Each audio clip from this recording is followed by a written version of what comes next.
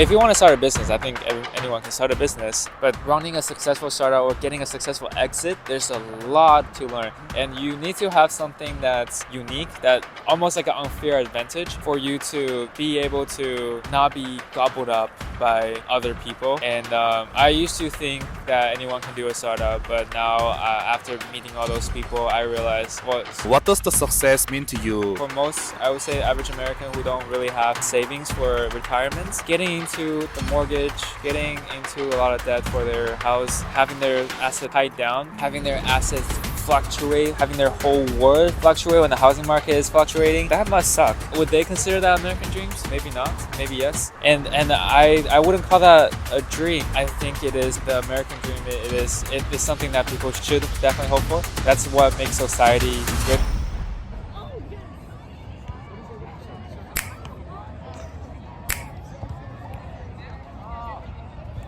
First of all, could you briefly introduce yourself? Yeah, so hi everyone, my name is Marco. I met Hee-chan just now. I'm a machine learning engineer at Uber, and I've been in the US for almost 10 years now. Okay, then where are you from? I'm from China, the city called Hangzhou. It's where Alibaba is. Then how old are you?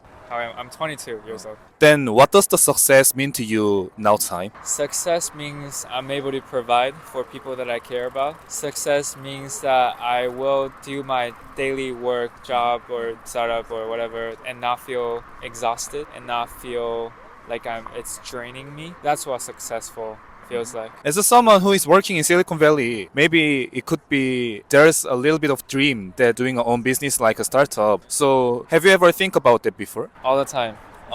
So my girlfriend's actually doing a startup right now that connects undergrad students with each other. Loneliness is a big problem in America. I'm sure in other places too.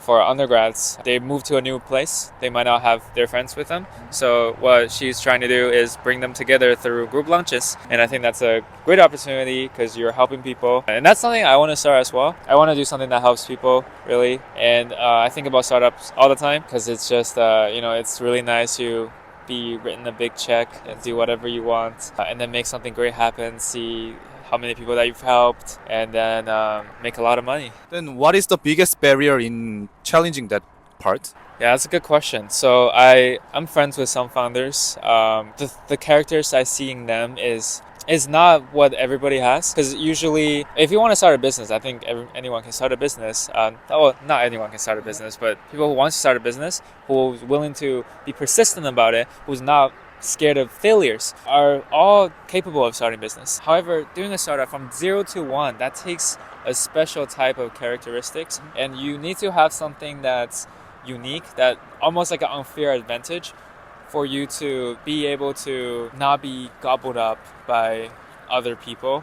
And I used to think that anyone can do a startup, but now after meeting all those people, I realized, don't let me discourage anyone, but from my opinion, there's a lot to learn in a startup, and you can obviously learn. If you start a startup and then learn from that, that's obviously one way to do that. That's a very fast way, a very good way to do that. So don't be afraid to start anything. But running a successful startup or getting a successful exit, there's a lot to learn. There's a lot of perspectives. There's because the VC, you got to understand the venture capitals. Those are the people that, if you want to go through that route, those are the people that's going to give you the check for you to do great things. And there's a lot of things you got to think from their perspective, because they are trying to make an investment. They're trying to look good as well. They have this thing called FOMO, fear of missing out.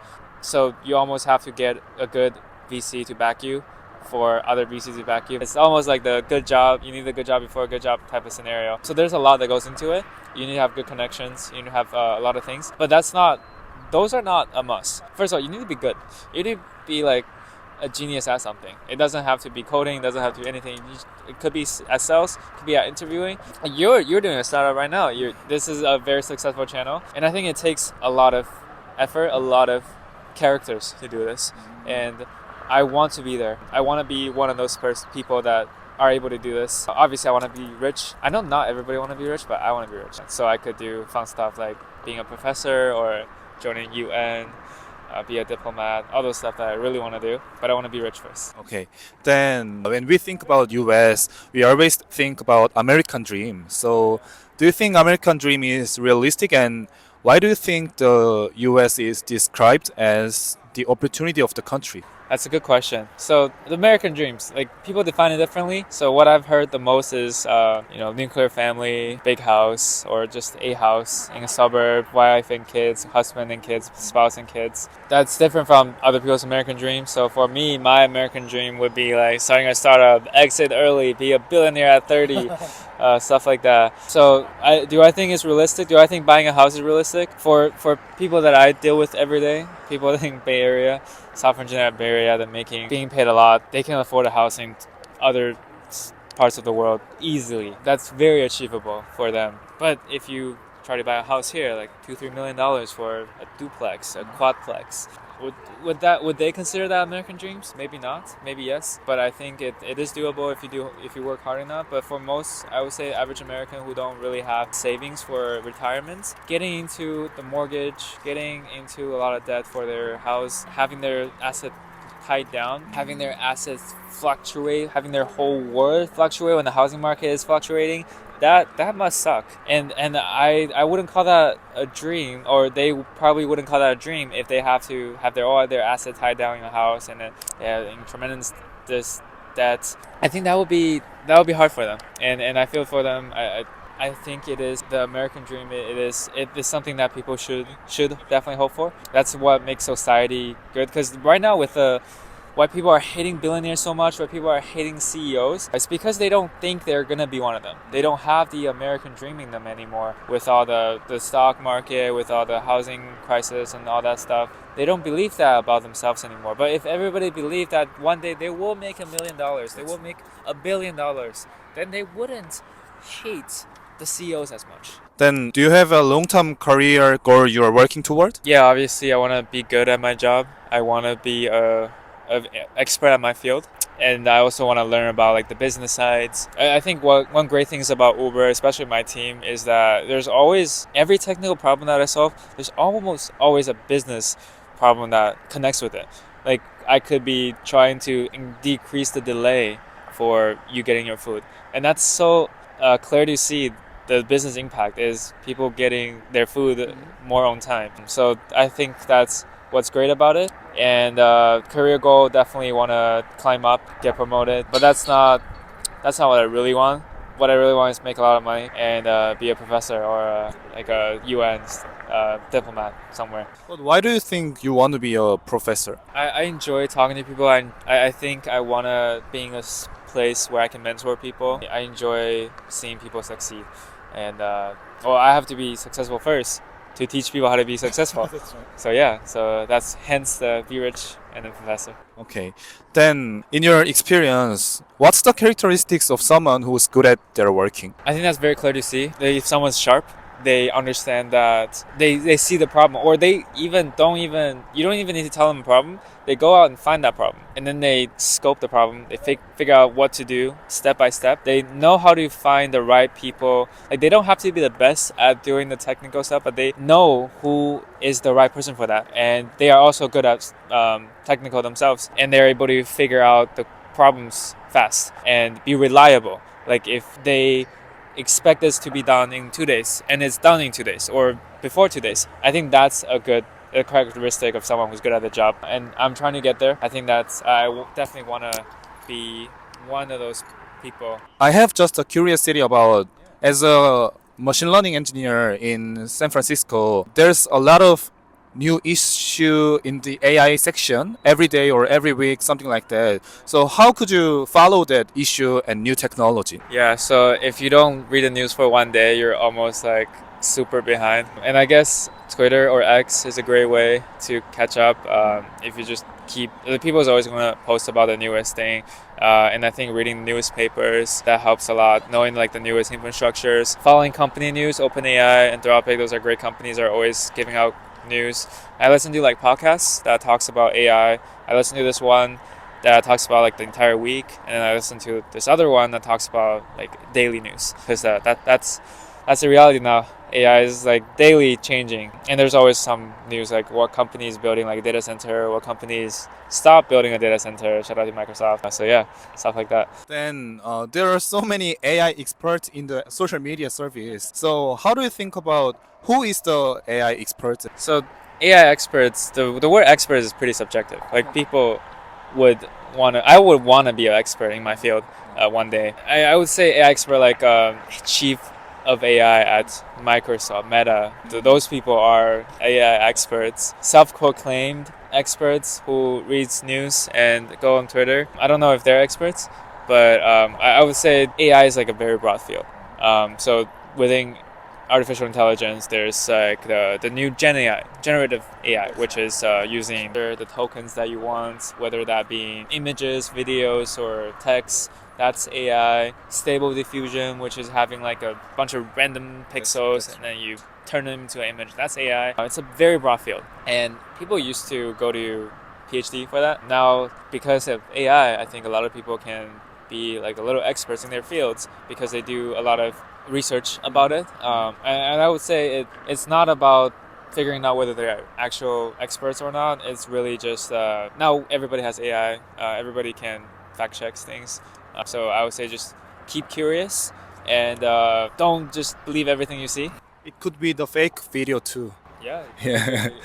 this could be fake. I could be in my bed, but you're watching me talk right now. That's right. Yeah. Then, in your experience, how do you think is the good way to utilize AI? Keep on top of it. If you're young or old, whatever, I would start using AI. Start asking DeepSeek, ChatGPT questions. What's like the AI that people use in Korea? ChatGPT. Oh, wow. Okay. So yeah, start using ChatGPT daily. Use it because people who are using it every day is learning a lot, and I think it's a lot easier because right now AI might not do that much for your life yet, but in the future it will. AI does a lot for me right now, but for someone who lived their lives happily without AI, it might not do that much. But once AI reaches the point where it does everything for you, you would want to have some exposure before that so you understand how to use AI ethically or best to your ability. And I definitely think it's good to start using it. Whatever tools that might benefit you, video editing, all that stuff. Then I think the new technology doesn't have any like some books or textbooks, something like that. So how do you develop your like skill day by day? Yeah, so books are great for learning things that are timeless. Like I read a lot of books about negotiation, about human nature, about meditation, power, all that stuff. But yeah, but with AI and the new technology, there are books out there like about C++, about like languages that you can do. But mostly you learn by doing it. Build side projects. Right now I'm building some side projects with AI. I ask AI to explain everything, and then I would try to understand all the code. I try to understand everything.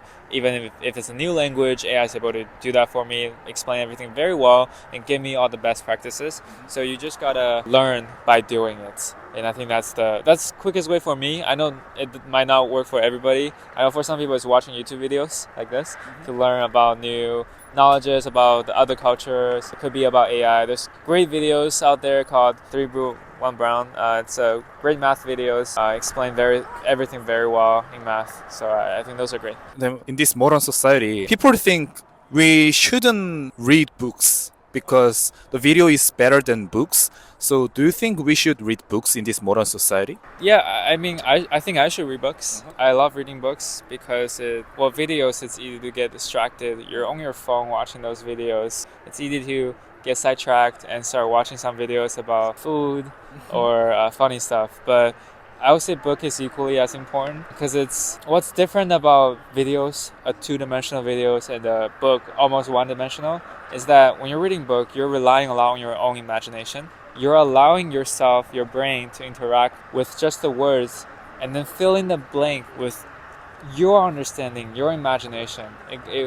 You paint a picture in your brain instead of having the phone tells you what's the reality. And I think that's really important. I feel more relaxed when I'm reading. I feel less in a hurry. It's definitely something that will build your character, that's gonna make your mannerism better. Then like there are so many developers in the world and you're one of the have a good career in your section. So how do you show your ability to the company, do you think? And could you give an advice to someone who is want to getting a job in this hard to get a job society? Yeah, just don't give up.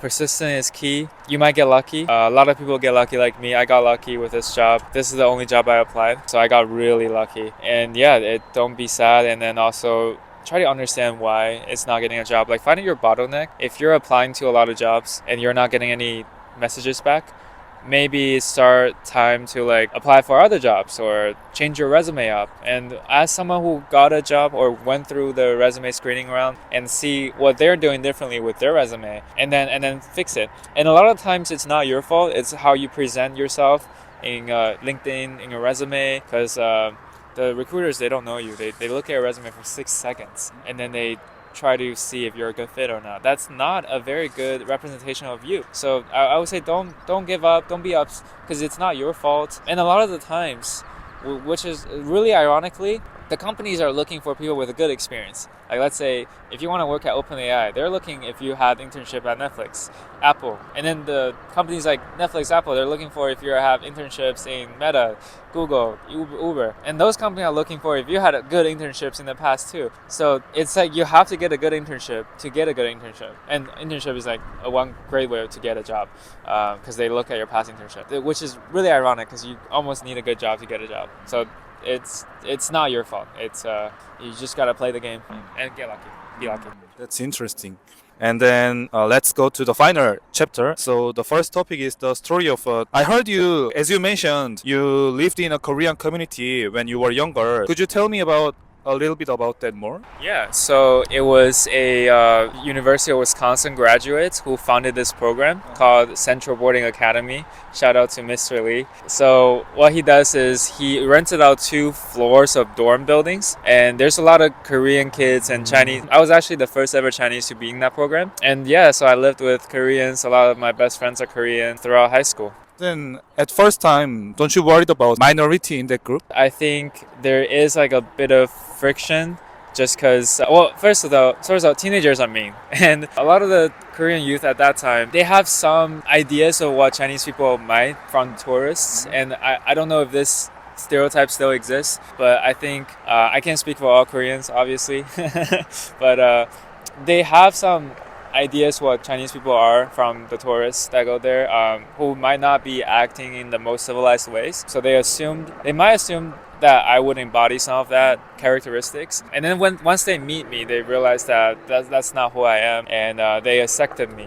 So that's good, and they taught me a lot of Korean phrases. So there's some prejudice to you at the time. Just a little bit, like very faint, a little bit, but it's all misunderstanding. It's soon resolved just because I showed my character, and then people understand who I am, not just the tourists that they see. That's cool. Then, in your experience, like, what is the biggest difference between Korea and Chinese and American culture? For me, because I've seen so many cultures, I've been around all kinds of people. I have friends with like all kinds of cultures, and because I'm able to see that, I feel less and less difference between each culture, especially if it's like Koreans and Chinese, we're so close geographically, and at the end of the day, we're all human beings. And also, it's like these cultures are learned. So you could definitely embody some of those Korean culture if you lived in a Korean community, like me. Like I've been around Koreans for 4 years. So when like my senior year or my during my early times in college, Korean people will come up to me and say, 한국인이세요. And I was like, 아니, 나는 중국인입니다. And then they will be surprised. They go, oh, 한국말, it's so good. And I'm like, no, I just know a little bit.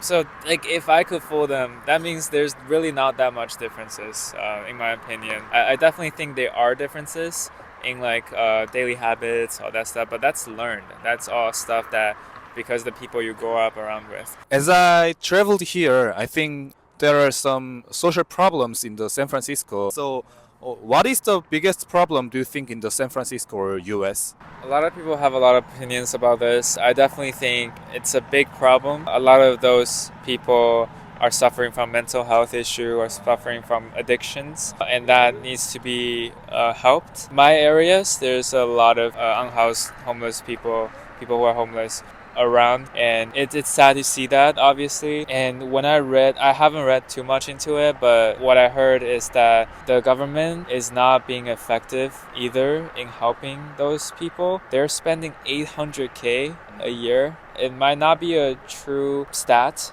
but that's what I heard, that they're spending $800K USD to house one homeless person who's homeless, and that's not realistic. That doesn't sound right. And a lot of it is because a lot of companies want to make money from those deals, so they think it's easy to make money out of the government. So what they do is they have some sort of housing agreements, so that if they build those housings to house people who are homeless, they can use it for their own profit after a certain number of years. But they're spending the taxpayers' money, the government's money, to do that, even though they're earning profit for themselves years after that. And I think that's a big reason why it's still a big problem. Also, some people told me this is not true, but some people believe this, which is for the departments that help homeless people who are homeless, their incentive is to keep them on the streets. And this is because they keep getting subsidies. They keep getting benefits for their departments to have a certain amount of homeless people on the street. So instead of helping them, they don't want to do that, because if they fix this problem, they will be out of a job. Their departments will be shut down if there's no issues, or their departments will be defunded if there's less of that issue. So it's not within their incentive to help this issue. And I think that you just need better policies. And also, it's San Francisco has good weather. It's very welcoming. It's a big city, so homeless issues is already an issue in everywhere that are big, that have nice weathers. But yeah, but I really feel for the people who are suffering from mental health issues and then the addictions, and I definitely hope they have somewhere nice to be, a shelter. That's really serious problem. Yeah, it is. Then, what is the most underestimated value in this modern society, do you think? Underevaluated. That's a good question. I think now people value, like in social medias, people value a lot the fast dopamine, and they don't value the power of slowing things down. And I think that's really hard to do now because of fast media. People don't even watch long videos anymore. Thank you for watching this long video. People watch like shorts of clippets of videos, and I think that changes the culture. That definitely changes the culture. That not that I support the TikTok ban or whatever. Not that I don't use it personally, because I feel like it does change how my dopamine is being processed and all that stuff. So I definitely think slowing things down is good. Be patient. Patience. I think that's a good quality people should have. When I interview so many people, a lot of people say that the love and compassion, something like that, is the most underestimated value in this modern society. So I just want to ask to you, what is the love come from? Oh, we can go really deep into this, but I think it's hard to expect everyone to feel loved. It's hard to expect everyone to feel compassionate, because you don't know their background, you don't know what kind of household they grow up in. And I don't want to standing a moral high ground to say, hey, you need to love everyone. You need to feel compassionate about everyone. You need to not just care about yourself. I think that's an unfair thing to do, because not everybody grow up or in an environment where they can do that. Maybe if they're worried about what they want to eat next dinner, or they have so much agony in their lives, they're dealing with hard people, it's definitely be harder for them to feel compassionate, to feel love, to love other people. And for me, love is like the Maslow triangle. I'm thinking of it from a very analytical way. Maslow triangle is like the bottom. You need to have like the shelter, you need to have food and drinks for you to think about feeling loved. And you need to feel loved, you need to feel cared for, you need to have friends, have the social interaction for you to have self-actualization, for you to start doing good for yourself, for other people. And to go deeper into that, why people want to feel loved, why people want to love other people, is because we are evolved to be collectives. We're evolved to help other people, because that's the best chance of survival. I'm being very meta about this, but I think that's what love and compassion really is we want to make the human nature in us or how God made us, if you believe in God, is because it's best chance for survival. It's what makes society better for other people, for people that you care about, people that needs it, so that they could spread this and make everyone else's lives better. Then, if you have any regret, what is the biggest regret in your life? That's a good question. Biggest regret? So I don't think about it, because obviously I want to be thinking about the present, not worry about the future, not regret about the past. But I would say if there's one thing I can do differently when I was younger, and if you're younger and you're watching, you should definitely do this, is to try to work hard, try to go fall in when you're doing something.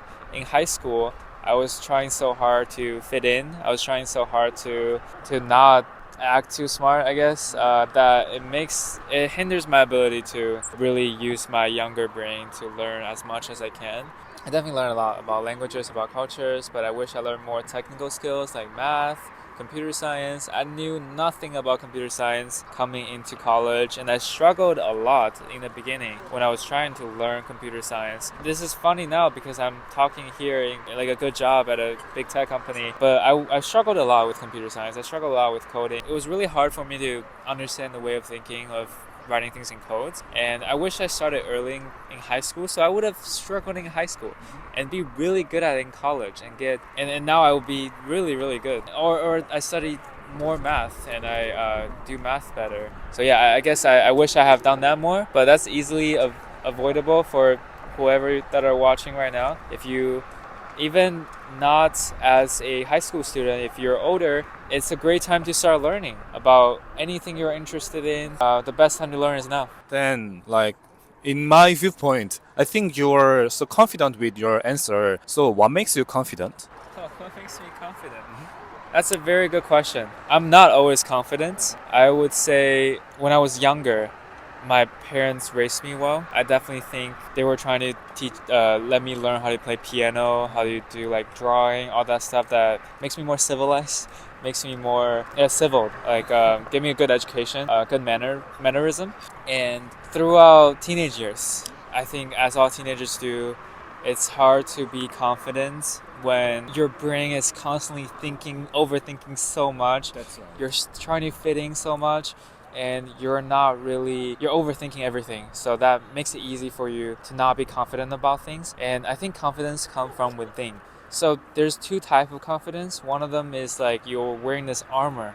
You're acting confident. The armor could be something you're proud of, or something that like a status. Like for me, it could be ML Uber. That could be my armor. But within, you're not really at ease with yourself, and that's not real confidence. What I'm trying to do, what people should have the confidence for, is the confidence of a mountain. So no matter rain, no matter how bad this current situation be, you're still standing. You're still believing in yourself. And I think that confidence should be coming from the confidence of a mountain. And that you need to be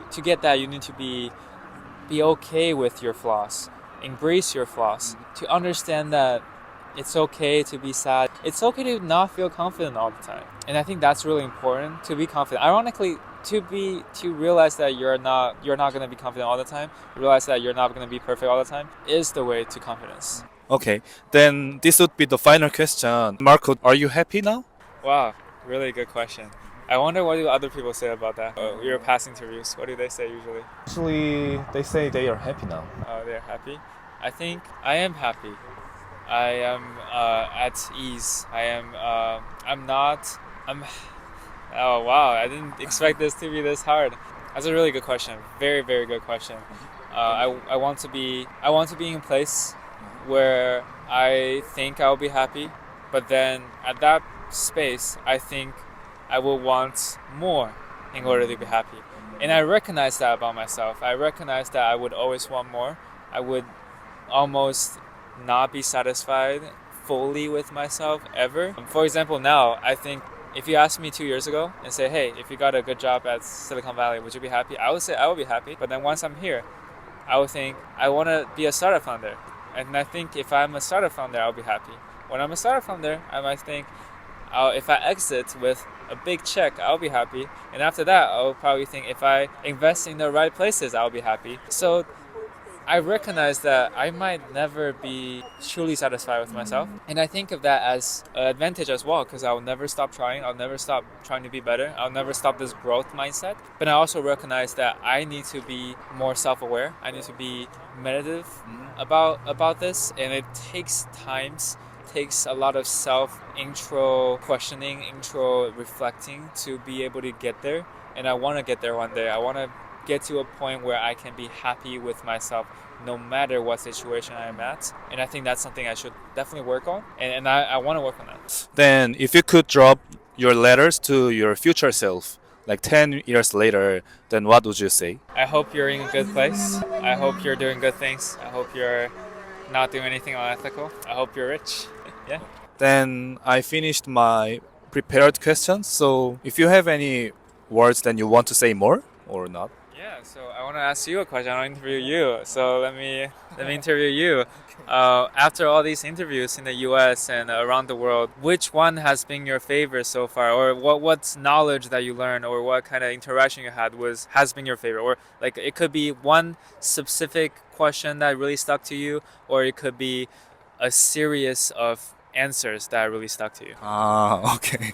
Sometimes people think that when I finished all of this interview, they can expect that I know how to live. But when I finished all of that interview, I just realized that it is no matter how I live. So when I interviewed some farmers or the Silicon Valley's engineers, something like that, they lived a very different life. But even if they live different life, the happiness is not related to the money. But that doesn't mean we don't need to think about money, because money is something that can make our family and our society more happier. And that is one of the ability that how we give to our society. So that is what I learned from my interview trip. That's really good advice for everyone watching here. I think that's great. Yeah, money does buy happiness sometimes, but also you don't need money to be happy, and it's more of a mindset that you have. That's your channel, right? Like it's all about mindsets. That's right. Yeah. Thank you for interviewing me. I know I'm holding the mic right now. I'll give this mic back to you. Okay. And thank you for accepting this interview again, Marco. And it would be very great to some listeners. So maybe I would make this interview to the independent books. So is it okay to use your talking in that independent books? Yeah. Oh, really? What is the independent book? I just make my own publication and make some books, but that is not very commercial. But That's cool. Send me a copy. oh, sure. I will make it in the English version, and when I finish that, I will send to you. Amazing. Okay. That sounds great. So thank you for accepting interview, and Thank you. hope you're doing great. Thank you. Yes. Yeah. And let's finish this interview. All right. Thank you. You're a very good interviewer. You too. Very good interview. Thank you. Then this is just a light question, but you are just like working in Uber. So do you have a discount in Uber? Yeah. Oh, really? I get a good discount, and then I get free credits every month. Yeah, Really? it's pretty nice. That's really good. I want to go into there. Yeah, I'll give you a referral. Thank you.